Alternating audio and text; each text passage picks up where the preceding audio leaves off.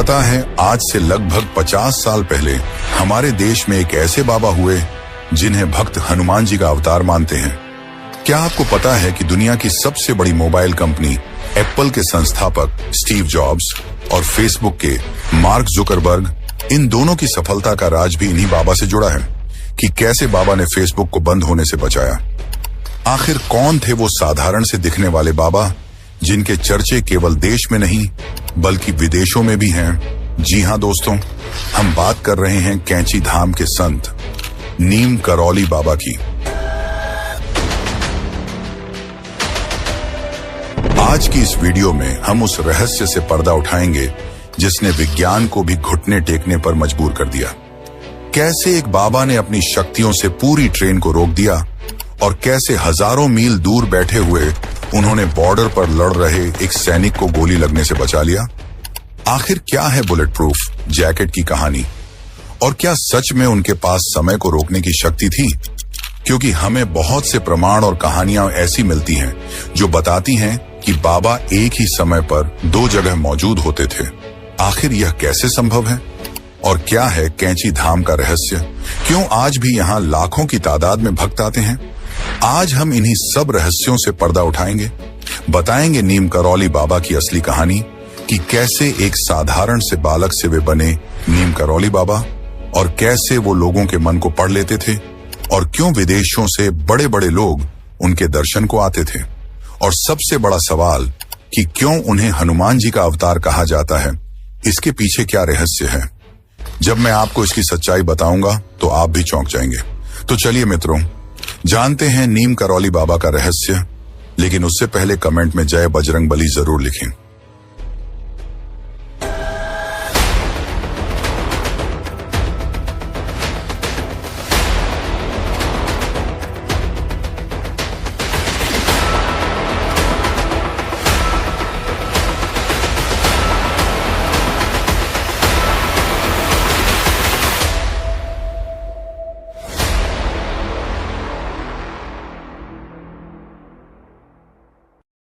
बात है 2007 से 2008 के बीच की।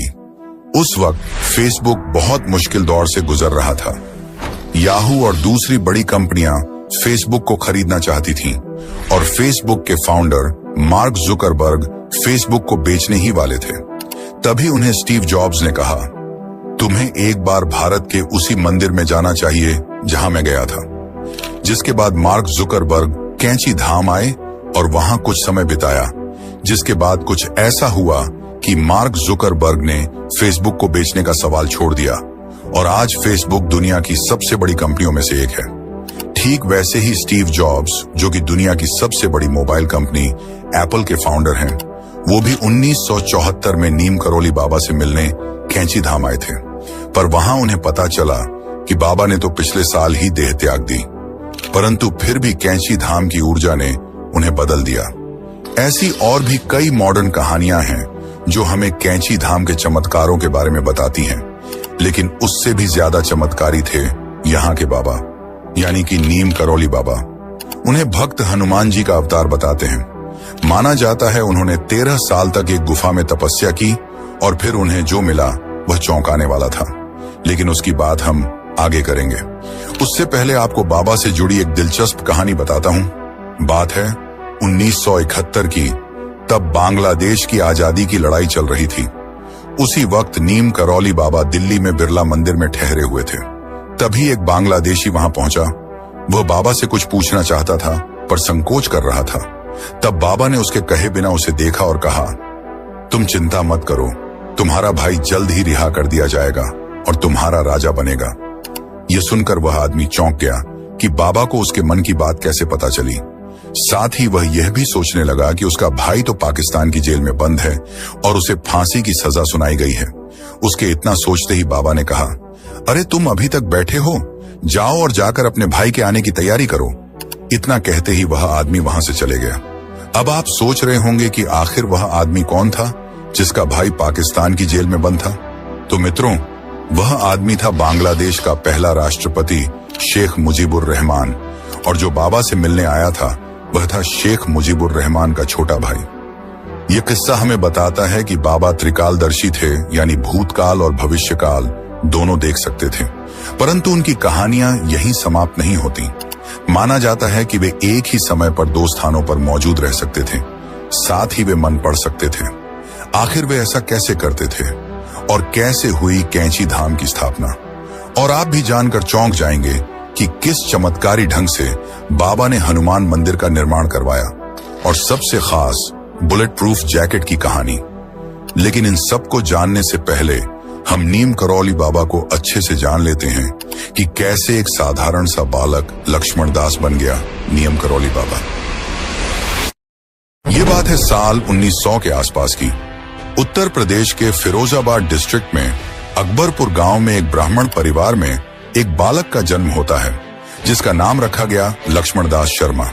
और जैसे कि उस जमाने में होता था कि कम उम्र में ही लड़के लड़कियों की शादी करा दी जाती थी, लक्ष्मण दास के साथ भी वैसा ही हुआ। मात्र 11 वर्ष की आयु में उनका विवाह करा दिया गया। पर उनका मन कभी भी घर गृहस्थी में नहीं लगता था। उनका मन तो केवल हनुमान जी की भक्ति में लगता था, जिसके कारण शादी के बाद ही उन्होंने अपना घर छोड़ दिया और साधु संतों की तरह जीने लगे। और माना जाता है कि 17 साल की उम्र में उन्हें आध्यात्मिक ज्ञान मिल चुका था। लेकिन पिता के विनती पर वे वापस घर लौट आए और गृहस्थ जीवन बिताने लगे। और इस दौरान उन्हें 2 बेटे और एक बेटी हुई। पर जिसका मन हनुमान जी में लग चुका था, वो कहां यह गृहस्थ जीवन बिता पाते। इसलिए साल 1958 में उन्होंने फिर अपना घर छोड़ दिया। तो मित्रों, ये तो हो गई लक्ष्मण दास की कहानी। तो चलिए अब उस प्रसिद्ध और रोचक घटना को जानते हैं जिसने लक्ष्मण दास को बना दिया नीम करौली बाबा। ये कहानी हमें बताई थी रिचर्ड अल्बर्ट ने, जिन्हें बाबा ने रामदास नाम दिया था। उनके अनुसार एक बार की बात है, बाबा ट्रेन में सवार होकर कहीं जा रहे थे, पर उनके पास टिकट नहीं थी। इस पर टीटीआई ने उन्हें ट्रेन से उतार दिया। बाबा को जबरन उतारने के बाद मानो ट्रेन ने चलने से मना कर दिया हो। ड्राइवर की लाख कोशिशों के बावजूद ट्रेन नहीं चल रही थी। इसके बाद पूरी ट्रेन की जांच पड़ताल भी हुई, पर कोई गड़बड़ी नहीं मिली। परंतु फिर भी ट्रेन चलने का नाम ही नहीं ले रही थी। तब ट्रेन में बैठे एक आदमी ने सुझाव दिया, जिस बाबा को इस ट्रेन से जबरन उतारा गया है, उन्हें वापस बैठा लिया जाए तो शायद यह ट्रेन चल पड़े। माना जाता है तब सबकी विनती पर बाबा ट्रेन में चढ़ने के लिए मान गए। पर उन्होंने 2 शर्तें रखी। पहली शर्त तो यह कि रेलवे कर्मचारी आगे से सभी साधु संतों का सम्मान करेगी, और दूसरी यह कि इसी जगह पर, यानी कि जहां ट्रेन रुकी है, वहां एक रेलवे स्टेशन का निर्माण कराया जाए। उस समय रेलवे के अफसरों ने उनकी बात मान ली और बाबा को वापस ट्रेन में चढ़ा लिया, जिसके बाद मानो जादू सा हुआ और ट्रेन चल पड़ी। उस समय बाबा ने मजाक में कहा भी था कि भला मेरे चढ़ने से यह ट्रेन कैसे चल पड़ी। वैसे मित्रों, जहां यह ट्रेन रुकी वह जगह थी उत्तर प्रदेश के फर्रुखाबाद डिस्ट्रिक्ट के एक छोटे से गांव की। उस गांव का नाम था नीम करौली, और तब से ही बाबा लक्ष्मण दास को नीम करौली बाबा कहा जाने लगा। माना जाता है कि बाबा को लोगों के दुखों का पहले से ही ज्ञान था। उन्हें पता था कि नीम करौली गांव के आसपास एक भी स्टेशन नहीं है, जिसके कारण लोगों को कई किलोमीटर पैदल चलना पड़ता था। और इसी कारण बाबा ने यह सब खेल रचा। तो मित्रों, इस तरह लक्ष्मण दास बन गए नीम करौली बाबा। बाबा की श्रद्धा केवल हनुमान जी में थी, और लोगों का मानना है कि वही हनुमान जी के अवतार थे। अब यह बात कितनी सच है यह तो नहीं पता, पर कुछ लोग यह भी दावा करते थे कि उनकी परछाई में उन्हें कभी कभी पूंछ सा दिखाई देता था। पर बाबा ने कभी यह बातें स्वीकार नहीं की। यहां तक कि जब भी कोई उनके पैर छूने आता तो वे मना कर देते और कहते, पैर छूने ही हैं तो हनुमान जी के छुओ, मैं तो बस उनका एक साधारण सा भक्त हूं। नीम करौली बाबा की इसी सादगी को देखकर लोग उनके दीवाने हो जाते थे। तो चलिए अब हम जानते हैं उन कड़ियों को जो हनुमान जी और नीम करौली बाबा को जोड़ते हैं। लेकिन उससे पहले अगर आपको यह वीडियो अच्छी लग रही है तो इसे एक लाइक जरूर करें। बाबा नीम करौली हनुमान जी के बहुत बड़े भक्त थे, और माना जाता है कि उन्होंने उनके लिए 13 सालों तक एक गुफा में तपस्या भी की थी, जिसके बाद उन्हें हनुमान जी की तरह ही कुछ सिद्धियां प्राप्त हुई।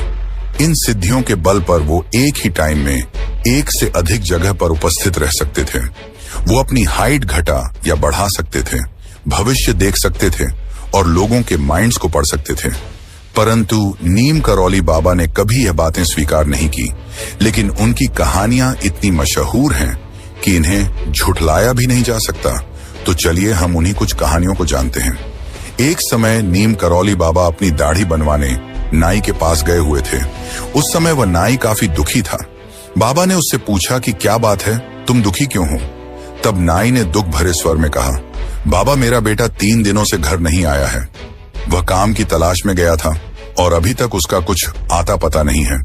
हमने सब जगह ढूंढ लिया पर उसका कहीं पता नहीं चला। इतना सुनते ही बाबा वहां से उठकर चले गए। नाई आश्चर्यचकित हो गया क्योंकि उनकी दाढ़ी अभी पूरी बनी नहीं थी। उनके दाढ़ी पर अभी भी साबुन की झाग लगे हुए थे। पर फिर 2 मिनट बाद बाबा वापस आ गए और अपनी दाढ़ी बनवाई। इसके बाद जब नाई अपने घर गया तो उसका बेटा घर वापस आ चुका था। ये देखकर वह खुश हो गया और पूछा कि कहाँ था इतने दिनों तक। तब उसके बेटे ने कहा कि पिताजी मैं काम की तलाश में काफी दूर निकल गया था और आखिर में देखा कि मेरे पास वापस लौटने के लिए पैसे ही नहीं थे। तभी एक बाबा आए मोटी चादर ओढ़े हुए, जिनके दाढ़ी के बालों पर साबुन लगी थी। उन्होंने मुझे पैसे दिए और तुरंत घर जाने को कहा। नाई समझ गया कि वह और कोई नहीं बल्कि नीम करौली बाबा ही थे। पर वह सोचकर भी हैरान था कि बाबा तो केवल 2 मिनट के लिए ही गए थे। आखिर इतने कम समय में इतनी लंबी दूरी कैसे तय की जा सकती? वैसे दोस्तों, आप भगवान में मानो या ना मानो, हमारे पुराणों में मानो या ना मानो, पर नीम करौली बाबा की कहानियों को झुठलाया नहीं जा सकता, क्योंकि इनकी कहानियों के कई लोग साक्षी बन चुके। और उन्हीं में से सबसे प्रसिद्ध कहानी है बुलेट प्रूफ जैकेट या बुलेट प्रूफ चादर की। यह घटना है उत्तर प्रदेश के फर्रुखाबाद डिस्ट्रिक्ट के फतेहगढ़ की। एक दिन नीम करौली बाबा एक घर में घुस जाते हैं जहां 2 बुजुर्ग पति पत्नी रहा करते थे।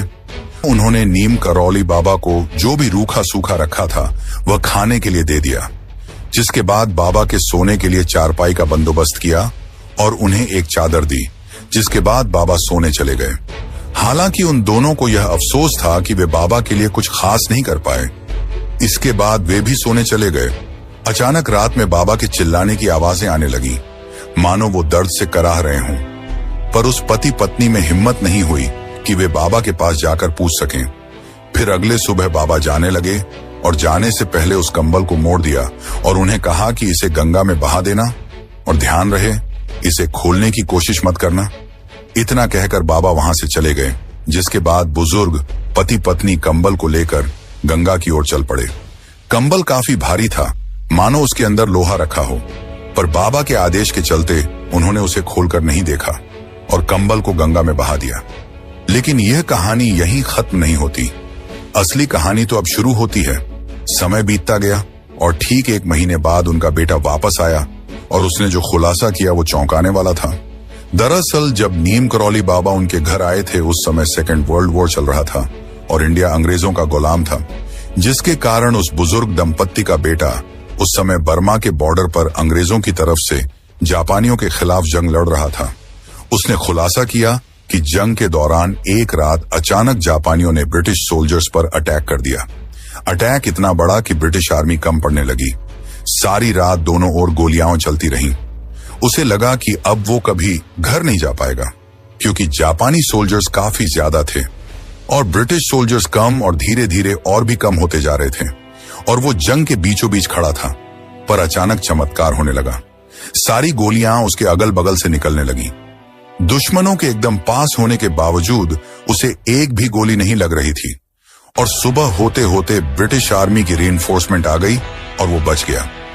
ये सारी बात सुनकर बुजुर्ग दंपत्ति को याद आया कि यह वही रात थी जब नीम करौली बाबा उनके घर आए थे।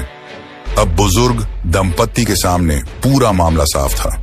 वे समझ गए उस चादर में कुछ नहीं बल्कि गोलियां थीं जो उनके बेटे पर चल रही थीं और बाबा उन्हें अपने अंदर ले रहे थे और दर्द में कराह रहे थे। मित्रों, यह स्टोरी काफी ज्यादा फेमस है और आपको कई जगह सुनने को मिलेगी और ऐसे और भी स्टोरीज हैं। वैसे बाबा की कहानियां कभी खत्म नहीं होंगी। इसीलिए चलिए अब जानते हैं कैंची धाम के बारे में, जो आज भी लाखों श्रद्धालुओं के लिए एक तीर्थ स्थल है जहां जाने से मन शुद्ध हो जाता है और लोग अपने आप को पहचान पाते हैं। कैंची धाम सिर्फ भारत में नहीं बल्कि विदेशों में भी बहुत फेमस है। यहाँ देश विदेश से हर साल लाखों लोग आते हैं। तो चलिए अब जानते हैं कैंची धाम के निर्माण की कहानी।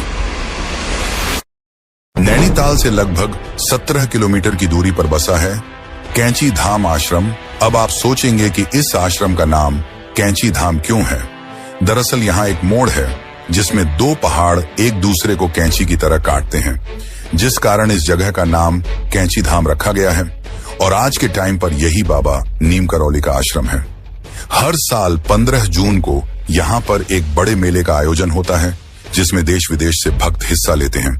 हम कैंची धाम आश्रम के बारे में और भी डिटेल में जानेंगे, लेकिन उससे पहले हम ये जान लेते हैं कि इस आश्रम का निर्माण कैसे और कब हुआ।